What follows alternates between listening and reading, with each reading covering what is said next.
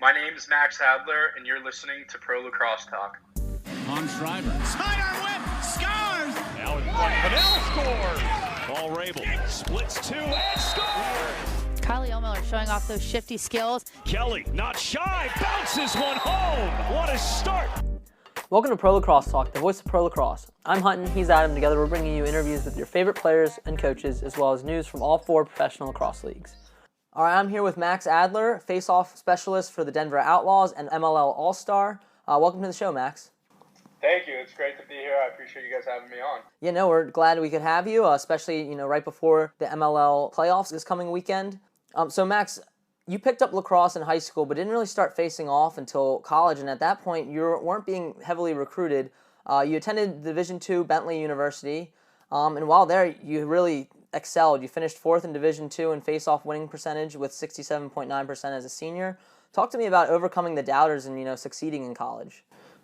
Yeah, so just in high school, I went to a prep school in Western Mass called Northfield Mount Herman, and we play in the Founders League, so against Andover, Exeter, Salisbury, all those schools. But my main sport in high school was wrestling. I really loved the sport of wrestling because it was like the one-on-one component, and whoever worked harder was usually the one that won, and hard work could definitely overcome talent. So I really fell in love with that sport and loved doing it, and then couldn't do it in college, unfortunately, due to injuries.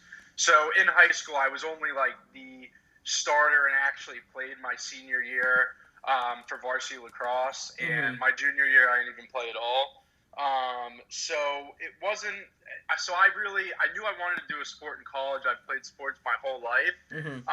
It was just like, what can I do now? Because I couldn't wrestle anymore, and I kind of planned on doing that in college. Every senior on my wrestling team went on to wrestle Division I, so it was kind of tough for me not to, because that was like my dream, and that's what I really wanted to do. So that was definitely tough for me, but I reached out to some schools just seeing like if there was any interest, and pretty much got no's from everyone. And I'm not talking like big time D1 schools. I'm saying like pretty low level Division III schools, Division II schools. I was reaching out to. I'd love to like try out for your team, and they pretty much just told me you don't really have the skill to play here. And honestly, they were probably right.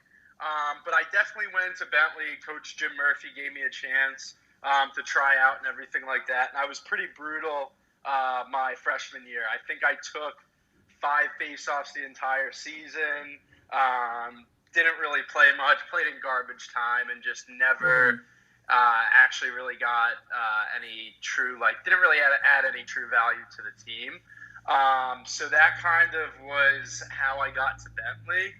And, but I was just super fortunate and super happy that they gave me an opportunity to play lacrosse, because I don't think anyone else was going to. Yeah, no, that's awesome. And how do you think, being a multi-sport athlete, including like the wrestling, really prepared you for facing off in college? So wrestling, I guess, first off, mentally, wrestlers are by far the toughest athletes in any sport. So just having that mental toughness and hard work, because I was getting up at 5 a.m. just to run a couple miles to cut weight.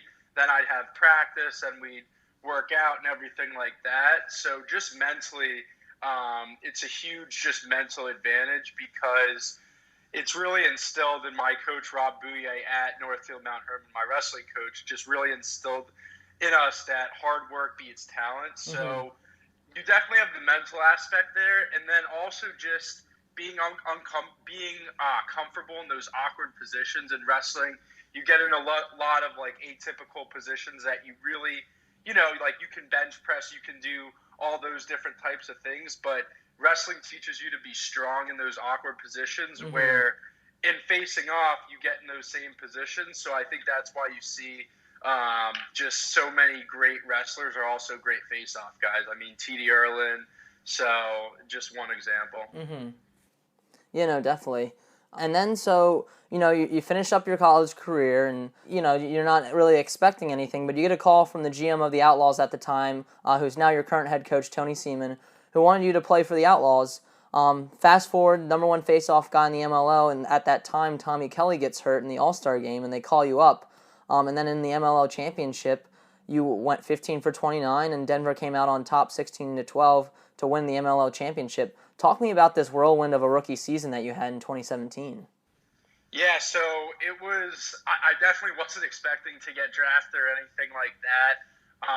And I was actually at the Final Four that year because they did it that weekend.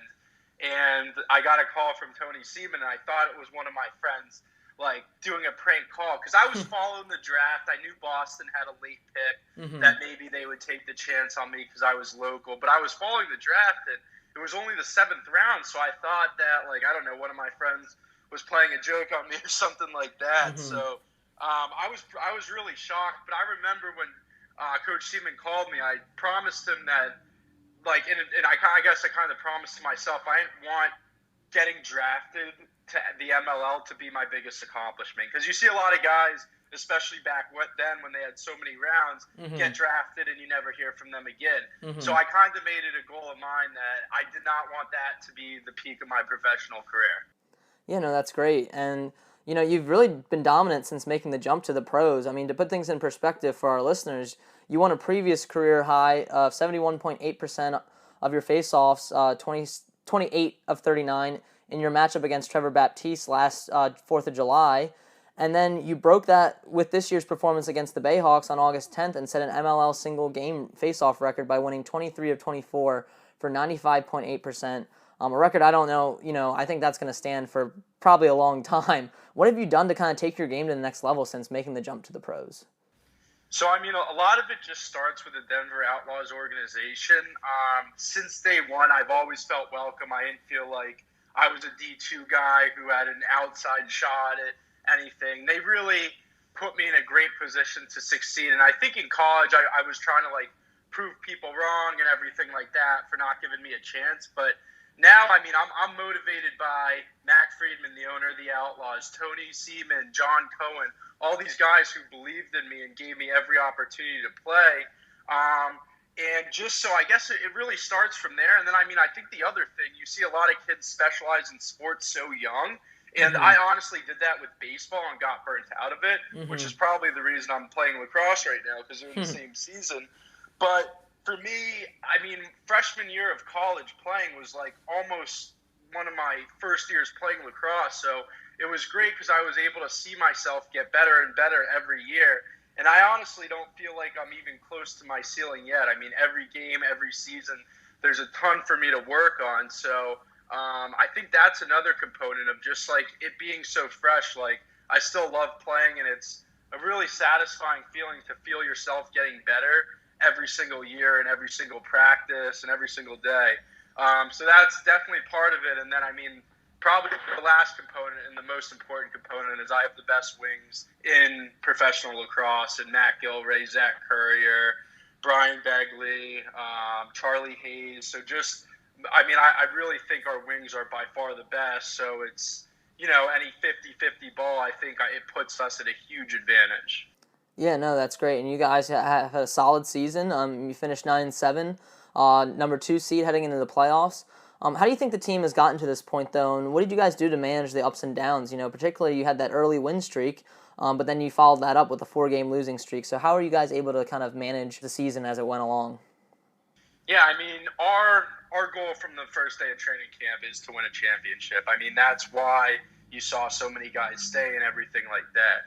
For us, I mean, there's no consolation prize. It's to win a championship. So it's just keeping that in mind and just trying to build every single game where sometimes we take steps back and stuff like that. But I don't know. I really think we all just love playing with each other and love being around each other.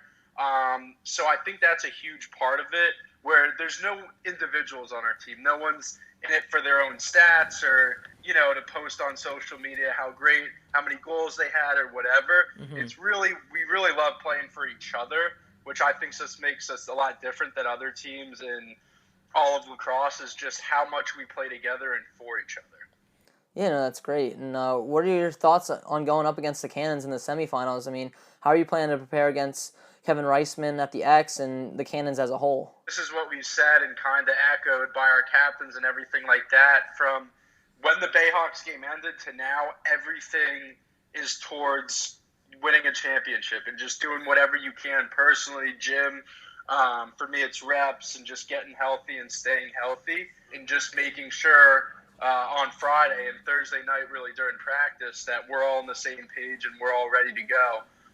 Because, I mean, it's in Denver, and this has been all of us have sacrificed a ton, and it all comes down to this weekend. So it's just kind of, I really feel like our team, if we're all playing together and everyone's playing within themselves, is the best team. So as long as just everyone's doing their job and is healthy, I think we'll be in really good shape. Yeah, no, I mean, you guys do have a lot of talent on that roster, and you're undoubtedly excited, to compete for another MLL championship.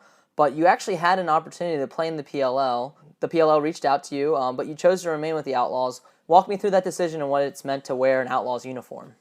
Yeah, I mean, it's really meant everything to me. In 2017, when I got drafted, there was no other team or no one else that was going to take a chance to draft me. And then I get drafted, and then I don't just get thrown into a random game at the end of the year. I really get an opportunity to play. And after the season, my rookie season, they said, if you're the best face-off guy, we're going to play you. We don't care. They don't care where you went to college. They don't care about social media or anything like that. It's the best person plays. So I was like, wow, like I'm actually going to get a legitimate opportunity. They're not just going to go with the guy who's been there before. So then you fast forward to last season, and we start off 1-4 in there. I think Tommy Kelly tweaked his hamstring, so then they brought me in. I played pretty well. And then Tom Kelly was healthy, so he started playing again. And then they traded Tom Kelly, who had the #1 faceoff percentage at the time, and I got the starting role. Just showing, like, without a lot of, I didn't have a lot of games under my belt. I definitely wasn't proven. But for them to have the confidence to go with me as their full-time guy meant a ton to me. And then we go on and win a championship. There was no way I was going to leave. I just, I don't make decisions out of money or anything like that. To me, I don't know, family is a lot more important to that. And I really felt like a family with the Outlaws. And I honestly couldn't be happier with my decision. Have absolutely no regrets. And, that's kind of why I stayed, and I'm extremely happy with it. And a lot of guys on our team got offered and could have gone to the PLL and didn't because of the way we're treated on the Outlaws. And, I mean, you can put us up against any team, and I think we would do very well. Yeah, no, definitely. You guys have a lot of talent on that roster. Arguably the greatest player of all time in John Grant Jr. And, I'm sure you're looking forward to Friday, and we're looking forward to it as well. But let's take a quick break, hear a word from our sponsor, and then we'll get into our 5 and 5 segment.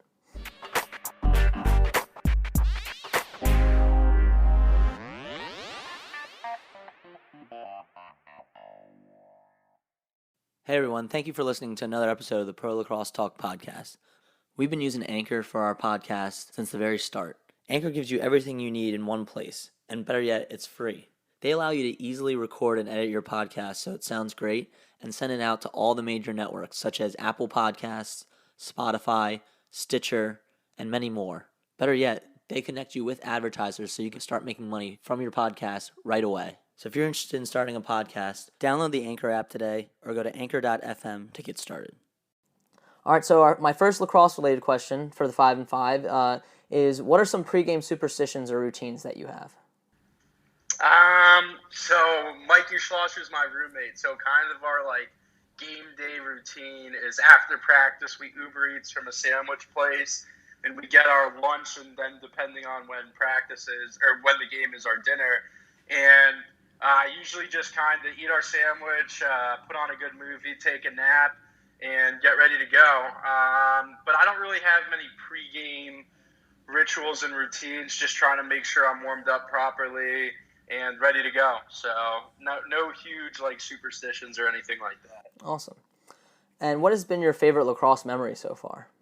Without a doubt, winning the championship. It was just such a special experience with such an awesome group of guys. So definitely winning the championship. Awesome. And which of your MLL teammates do you find the funniest? The funniest. It's a good question.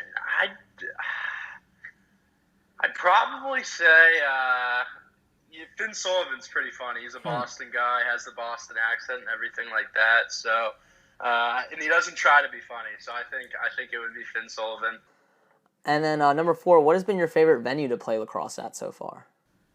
Without a doubt, Mile High. It's just, Mile High 4th of July is just an electric atmosphere and doesn't get any better than that. I think if you took all my games that I've played in my athletic career and added them all up and then multiplied them by some number, it wouldn't even be close to what we get for that game. So that's definitely my favorite. Yeah, no, that 4th of July, that's a game that, I know I look forward to watching every year. And this year, it looked like, they were going to postpone it 3 times with the weather, and you guys still powered through, and that was a phenomenal game in the end on the 4th. So I look forward to watching that game every year. But number 5, what is your current lacrosse stick setup in terms of shaft, head, and stringing? That's funny you asked that. Literally right before you called, I just got the new Maverick faceoff head. Oh, awesome. The Maverick lock. So that is going to be my faceoff head. And then my shaft is the Maverick A1 shaft. So that is my current stick setup, and I absolutely love it. I think it's by far the best in the game. Awesome. All right, so those are our lacrosse questions. Now we'll get into some off-the-field stuff. First, what was your favorite class to take at Bentley? My favorite class to take was it was called General Business 101, and it was an accounting and finance class we took it freshman year, and I had a great professor, Professor Doris Kelly, who had a lot of real-world experience and was able to really relate it back to the class and kind of sparked my interest for business. Awesome. And then what are some hobbies or activities you enjoy doing when you're not on the lacrosse field? I love coaching. I coach with Faceoff Factory, and I run my own clinics out of West Hartford, Connecticut. So I love just like coaching the local kids and giving back as much as I can. So that's definitely one of my hobbies. Cool. And then what is your ideal vacation? Ideal vacation. So senior year, the CFO of Atlantis is a Bentley grad, so our entire senior class goes to Atlantis. And that was a pretty awesome vacation. I don't know if that can be topped, but I definitely love Atlantis. That's a great destination in the Bahamas. Awesome. And then number 4, what is your favorite meal, and do you prefer to dine out, take out, or cook at home? Definitely dine out. I'm a terrible. I don't even know if I'm a bad cook. I just don't really know how and can't cook very well.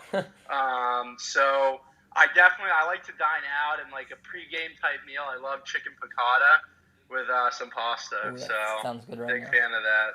Awesome. And then number 5, this one we usually get our best answers out of. What's a book on your bookshelf that you've read or are reading right now that you'd recommend to a teammate or a friend? So one book I actually just started reading, Bob Iger, who's the CEO of Disney, he just came out with his own book. So I just started reading that, and it's just like an interesting perspective on, how long he's been the CEO of Disney for and just managing different types of events and stuff like that. So that's a book that I'm reading right now that's pretty interesting since I work at the Walt Disney Company. Awesome.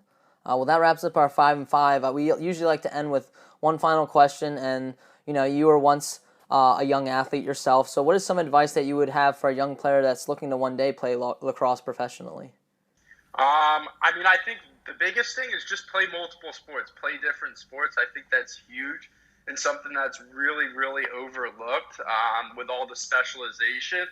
And then I would just say, give it your all. Whatever you do, give 100%, because you'll never regret putting in too much work. Even if, the opportunity seems very distant, you're never going to regret putting in too much work, but you will regret saying, what if I would have, put in a little more time? How good could I have been? So that would be my advice. Awesome. Well, thank you, Max. This has been great. Where can people find you on social media? So my Instagram is maxman9. And my Twitter is maxman_99. Awesome. Well, thanks, Max. This has been great. We really appreciate you coming on, and best of luck in the MLL playoffs. Sounds good. Really appreciate it. Thanks for having me.